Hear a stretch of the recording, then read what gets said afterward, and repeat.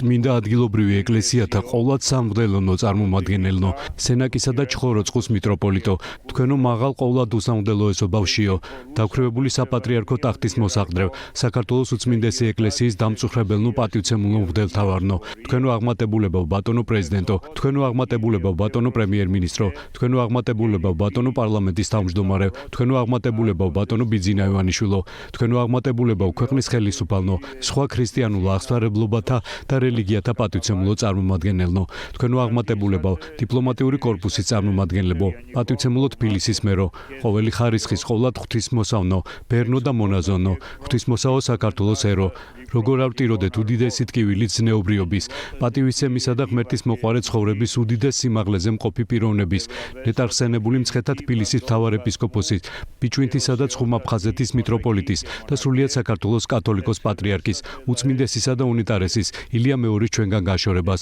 საქართველოს ისტორიული ქვეყნის უწმინდეს ეკლესიას მოაკლდა ნახევარი საუკუნის განმავლობაში მართველი ბრძენი მესაჭე და ღირსეული მწყემსთავარი, ქვეყნის პატივცემულ წმინდა იერარქიას კი ღვთისმეტყველებაში ღრმად განსწავლული და სამოძღვრო გამოცდილების მქონე მისი პირველი იერარქი, რომლის მიერაც ყველა მღვდელთავარმა მიიღო მღვდელთავრობის საღვთო მადლი, პატივცემულ სახელმწიფო ხელისუფლებას კი დააკლდა ბრძენი მრჩეველი, ყოვლად კეთილსა და ერის მოყვარესა საქმეში, მშვიდობისა და ერთობის დესპანი, ღვთისმოშიში, ქართველი ერი მოაკლდა თავის მოსიყვარულე მამას, რომელიც უკანასკნელ ამოსუნთქვამდე ფხიზლობდა ღვთის მიერ აღმშენებლობისთვის, სულიერი გამტკიცებისთვის, საზოგადოებრივი წინსვლისა და მისი კეთილდღეობისთვის, წმინდა მოციქული ნინოსა და წმინდა დიდმოწამე გიორგის ღვთისმოსავი მემკვიდრეობა მოკლებულია თავის პატივცემულ მცველსა და ერთგულ გამგზელებელს. შესაძლოა განვლილი დროის ღირსეულ კათალიკოსთაგან ვერავინ ისე ვერ გაეგივა თავისი სახელი საქართველოსთან, ეკლესიასთან, ერთიან სახელმწიფოებრიობასთან, კავკასიის რეგიონში მშვიდობის ყოფილთან იმგვარად,